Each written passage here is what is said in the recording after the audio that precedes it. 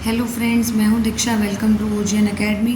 तो आज हम स्टार्ट करेंगे सीडीपी का चैप्टर नंबर 18 जिसका नाम है क्रिएटिविटी। ठीक है, रचनात्मकता। तो देखिए, रचनात्मकता का अर्थ क्या है कि विचारों के बीच नए संबंध की खोज करना। विचारों के बीच नए संबंध की खोज करना जिसे कहते हैं रचनात्मकता। ठीक है, तो देखिए जो क्रिएटिविटी है, इससे रिलेटेड क्वेश्चन कई बार आ जाता है कि क्रिएटिविटी जो है वो इनेट भी होती है और एक्वायर भी की जाती है, जन्मजात भी होती है और अर्जित भी की जाती है। ठीक है, अब देखिए क्रिएटिविटी के एलिमेंट्स क्या हैं जिससे क्वेश्चन हर बार आया है, most of the time question आया हुआ पेपर में कि क्रिएटिविटी के एलिमेंट्स कौन कौन से हैं। फ्लुएंसी यानी कि प्रवाह, फ्लेक्सिबिलिटी यानी कि लचीलापन, ओरिजिनलिटी यानी कि मौलिकता और इलेबोरेशन यानी कि विस्तारण। ठीक है, अब देखिए क्रिएटिविटी जो होता है, creativity is the result of divergent thinking and is goal directed. तो जो क्रिएटिविटी है वो डाइवर्जेंट थिंकिंग का जो है रिजल्ट है। ठीक है, और ये गोल डायरेक्टेड होता है। ठीक है, लक्ष्य निर्देशित होता है। उसके बाद क्रिएटिविटी की स्टेजेस क्या हैं? स्टेजेस हैं प्रिपरेशन, इंक्यूबेशन, इल्यूमिनेशन और वेरिफिकेशन। ठीक है, प्रिपरेशन यानी कि तैयारी, इंक्यूबेशन यानी कि उद्भावन, इल्यूमिनेशन यानी कि प्रबोधन और वेरिफिकेशन यानी कि सत्यापन। ठीक है, अब देखिए प्रिपरेशन यानी कि तैयारी। इस स्टेज में क्या होता है, कोई भी पर्सन है वो समस्या को देखता है, सबसे पहले वो फेस करता है प्रॉब्लम को। फिर उद्भावन होता है, इंक्यूबेशन होता है। इसमें क्या होता है, व्यक्ति समस्या पर सचेत रूप से कार्य नहीं करता।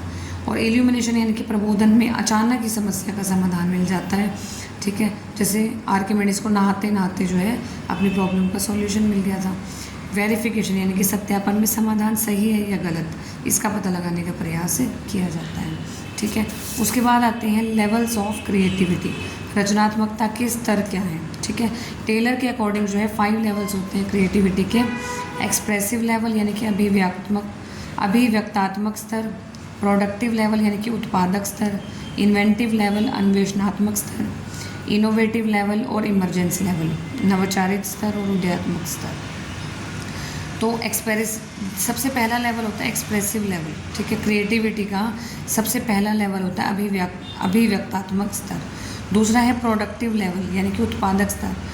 तो उत्पादक स्तर में क्या होता है, सबसे पहले तो क्रिएटिविटी में देखिए, सबसे पहले तो कोई भी पर्सन है, ठीक है, उसके सामने कोई भी चीज़ होगी वो अभिव्यक्त करेगा उसको। प्रोडक्टिव, अब क्या करेगा, कोई भी जो पर्सन है वो नए आइडियाज़, थॉट्स और कॉन्सेप्ट्स जो है वो बनाएगा। फिर नई पुरानी चीज़ों से नई चीज़ें बनाएगा। इन्वेंटिव, अन्वेषणात्मक स्तर, जैसे कि रॉक गार्डन बनाएगा चंडीगढ़ में। फिर इनोवेटिव लेवल यानी कि नवचारित स्तर। ठीक है, तो इनोवेटिव लेवल में क्या होता है, to make something that seemingly has not been done before, मतलब ऐसा कुछ करना जो पहले कभी किया नहीं गया। फिर इमरजेंस लेवल यानी कि उदयात्मक स्तर, ये हाईएस्ट लेवल है क्रिएटिविटी का।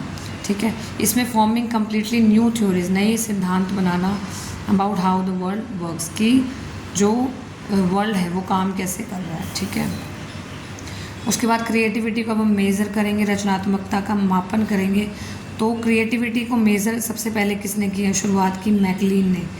ठीक है, तो अभी हम इसके टेस्ट करेंगे, बहुत इंपॉर्टेंट है। सबसे पहले है Torrance test of creative thinking. ठीक है, तो ये 4 कैपेबिलिटीज़ जो है मेज़र करता है। फ्लुएंस यानी कि प्रवाह, फ्लेक्सिबिलिटी यानी कि विविधता, ओरिजिनलिटी यानी कि मौलिकता और इलेबोरेशन यानी कि विस्तार। बहुत इंपॉर्टेंट है, इससे क्वेश्चन आता है हर बार। टॉरेंस टेस्ट में 4 कैपेबिलिटीज़ मेज़र की जाती हैं, फ्लुएंसी, फ्लेक्सिबिलिटी, ओरिजिनलिटी और इलेबोरेशन। अब ये जो टॉरेंस टेस्ट है वो 2 टाइप का है, वर्बल टेस्ट और नॉन वर्बल टेस्ट। वर्बल मतलब शाब्दिक परीक्षण, नॉन वर्बल मतलब अशाब्दिक परीक्षण। ठीक है, अब बहुत इंपॉर्टेंट है, जितना आपके देखिए जितना मैं करवा रही हूँ बहुत इंपॉर्टेंट है, तो आप ये कंप्लीट कर लेंगे तो आपको एक भी क्वेश्चन नहीं छूटेगा। तो टॉरेंस टेस्ट जो है वो 2 टाइप के हैं, वर्बल और नॉन वर्बल, शाब्दिक और अशाब्दिक। तो वर्बल में आते हैं प्रोडक्ट इंप्रूवमेंट टास्क और unusual use of tin cans, उत्पादन सुधार कार्य और टिन के डब्बों का असाधारण उपयोग। और नॉन वर्बल में आते हैं सर्कल टास्क और फिगर कंपटीशन, इनके वृत्त संबंधी कार्य और आकृतिपूरक कार्य। उसके बाद है पैसी टेस्ट ऑफ क्रिएटिविटी। ठीक है, पासी टेस्ट जो है क्रिएटिविटी का, इसमें 6 सब टेस्ट इंक्लूड हैं, जिसमें है सीइंग प्रॉब्लम टेस्ट, देखने की समस्या का परीक्षण, अनयूजुअल टेस्ट, असामान्य परीक्षण, कॉन्सिक्वेंसेस टेस्ट, परिणाम परीक्षण, टेस्ट ऑफ इनक्विजिटिवनेस, जिज्ञासा का परीक्षण, स्क्वायर पजल टेस्ट, वर्ग पहेली परीक्षण, the block test of creativity और रचनात्मकता का ब्लॉक परीक्षण। इसमें क्वेश्चन ऐसे आता है कि आपको 4 ऑप्शन दे देंगे कि इसमें से पैसिव टेस्ट में कौन सा नहीं है आ जाता है। ठीक है, तो 3 ऑप्शन इसमें से होंगे, 1 बाहर से होगा, तो इस तरह से आता है। फिर आता है Baqar Mehndi test of creative thinking. Baqar Mehndi का सृजनात्मक चिंतन का परीक्षण, ठीक है, 2 टाइप्स का होता है, वर्बल और नॉन वर्बल। वर्बल में जो होते हैं 4 सब टेस्ट होते हैं, 4 उप परीक्षण होते हैं। वर्बल के हैं कॉन्सिक्वेंसेज टेस्ट, परिणाम परीक्षण, ये आपको याद करने हैं। अनयूजुअल यूजेज टेस्ट, असामान्य उपयोग परीक्षण। सिमिलैरिटी टेस्ट, समानता परीक्षण। प्रोडक्ट इम्प्रूवमेंट टेस्ट, उत्पाद सुधार परीक्षण। और 3 फैक्टर्स इसने प्रोवाइड किए थे बाकर मेहंदी में, फ्लुएंसी, फ्लेक्सिबिलिटी और ओरिजिनलिटी। फिर आता है नॉन वर्बल टेस्ट, ठीक है, नॉन वर्बल टेस्ट। इसके 3 सब टेस्ट हैं, पिक्चर कंस्ट्रक्शन, पिक्चर कंप्लीशन और ट्राइंगल्स एंड इलिप्सिस, ठीक है। फिर नेक्स्ट है हमारे पास गिलफोर्ड ने 5 मेंटल आइडियाज़ जो है प्रोवाइड किए थे क्रिएटिविटी के, ठीक है, 5 जो है मेंटल आइडियाज़ जो है प्रोवाइड किए थे। 5 कौन कौन से हैं? कॉग्निशन यानी कि संज्ञान, कन्वर्जेंट थिंकिंग यानी कि अभिसारी चिंतन, डाइवर्जेंट थिंकिंग यानी कि अपसारी चिंतन, मेमोरी यानी कि स्मृति, इवैल्यूएशन यानी कि मूल्यांकन, ठीक है। अब स्टार्ट करेंगे चैप्टर नंबर 19 जिसका नाम है मेमोरी यानी कि तर्क। अब देखिए तर्क या स्मृति, ठीक है, स्मृति क्या होती है? किसी व्यक्ति की याद रखने की, हमारी याद रखने की कितनी क्षमता है वो होती है स्मृति, या फिर जो पहले से सीखा जा चुका है उसे चेतन मन में लाना स्मृति होती है, ठीक है। और मेमोरी का बेसिस क्या होता है? एक्सपीरियंस यानी कि अनुभव, ठीक है। तो स्मृति का आधार क्या होता है?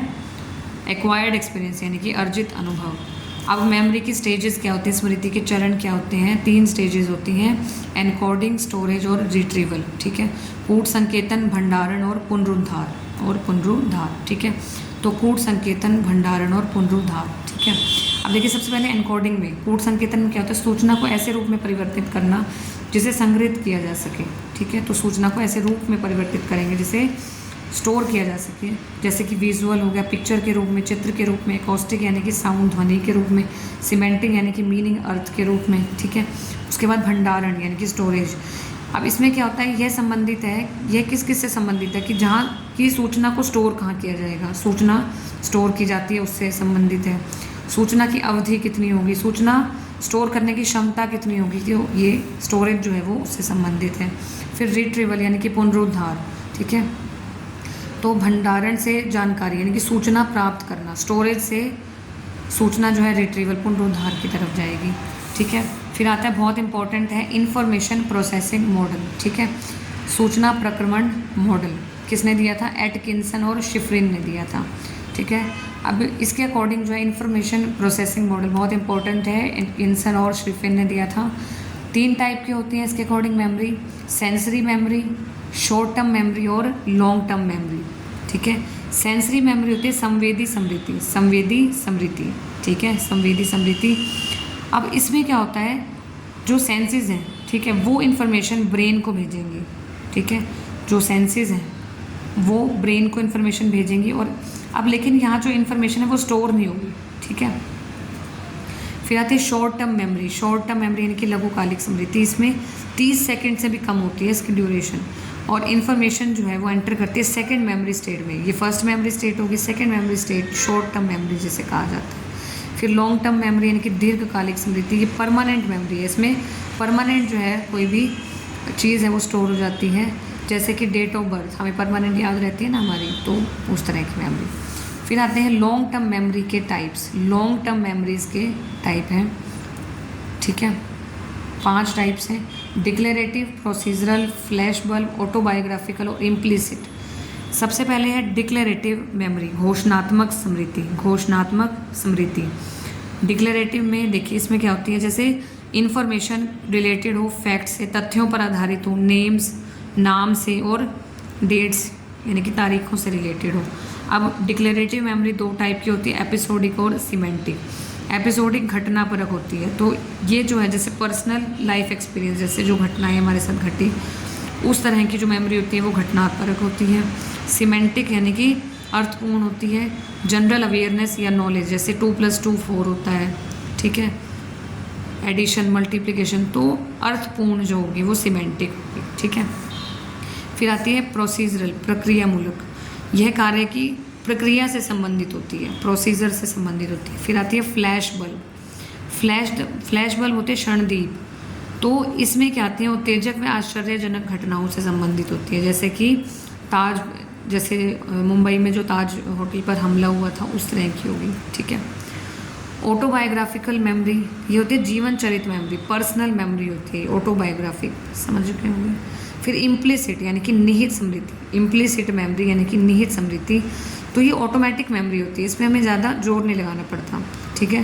तो ये जो है याद ही रहता है जो हमें, ठीक है, जिसके बारे में व्यक्ति को जानकारी नहीं है, मतलब अपने आप ही माइंड में आ जाती है जो चीज़, ठीक है। तो ये जो आप स्क्रीनशॉट ले सकते हैं इसे। तो देखिए फॉरगेटिंग, विस्मृति यानी कि इसी चैप्टर का पार्ट है। रिमेंबरिंग का अपोजिट है, यानी कि याद रखने का अपोजिट है। तो एक्टिव फॉरगेटिंग, विस्मृति, एक्टिव फॉरगेटिंग और पैसिव फॉरगेटिंग, ठीक है। जब व्यक्ति किसी बात को भूलने का प्रयास करे फिर भूल जाता है एक्टिव फॉरगेटिंग, जब व्यक्ति बिना प्रयास के जो है बात को भूल जाए वो होता है पैसिव फॉरगेटिंग। अब देखिए विस्मृति जो है उसके रीजन क्या हो सकते हैं कि एक तो रॉन्ग मेथड ऑफ लर्निंग का, अधिगम का गलत मेथड हम यूज़ कर रहे हो, रुचि की कमी होना, लैक ऑफ इंटरेस्ट, ये आया था पेपर में, आप चेक कर सकते हैं कि फॉरगेटिंग का कौन सा रीज़न है। तो लैक ऑफ इंटरेस्ट हो गया, फटीग यानी कि थकान हो गया, पुनरावृत्ति की कमी हो गया, और हम किसी बात को भुलाना चाह रहे हैं, willingness to forget unpleasant things, time का जो है इफ़ेक्ट हो गया, समय का प्रभाव, मेंटल इलनेस हो, मानसिक रोग हो, सप्रेशन ऑफ थॉट्स, विचारों का दमन हो, ठीक है। फिर आते हैं थ्योरीज ऑफ फॉरगेटिंग, फॉरगेटिंग की थ्योरीज क्या क्या हैं, ठीक है। एबिंगहॉस कर्व ऑफ फॉरगेटिंग, एक होता है विस्मरण चक्र, ठीक है। एबिंगहॉस जो है इसके प्रतिपादक हैं, इन्होंने क्या किया, रिलेशन बताया फॉरगेटिंग और टाइम के बीच में, ठीक है। इसके अकॉर्डिंग क्या होता है कि जो भूलते हैं हम वो पहले 9 घंटे में ज़्यादा भूलेंगे, स्पेशली ड्यूरिंग फर्स्ट आवर, ठीक है। Forgetting due to trace decay, ठीक है, forgetting due to trace decay, चित्रहास के कारण विस्मरण, ये डिसयूज थ्योरी भी बोलते हैं, इसे अनुपयोग का सिद्धांत भी कहा जाता है। ये अर्लीस्ट थ्योरी ऑफ फॉरगेटिंग, बहुत पहले की थ्योरी है। फिर है फॉरगेटिंग ड्यू टू इंटरफेरेंस, अवरोध के कारण विस्मरण, ये आया हुआ है यहाँ से पेपर में। तो इसमें क्या होता है, कुछ अन्य यादों की पुनर्प्राप्ति में बाधा डालती है जिसकी वजह से हम भूल जाते हैं, ठीक है। तो जैसे पुरानी यादों की वजह से हम जो है याद करने में दिक्कत आ रही हो, तो ये 2 टाइप का होता है, रेट्रोएक्टिव इंटरफेरेंस और प्रोएक्टिव इंटरफेरेंस, पूर्वलक्षी अवरोध और अग्रलक्षी अवरोध, ठीक है। तो ये था आपका चैप्टर नंबर 19। तो मिलते हैं नेक्स्ट वीडियो में नेक्स्ट चैप्टर के साथ, तब तक के लिए बाय बाय।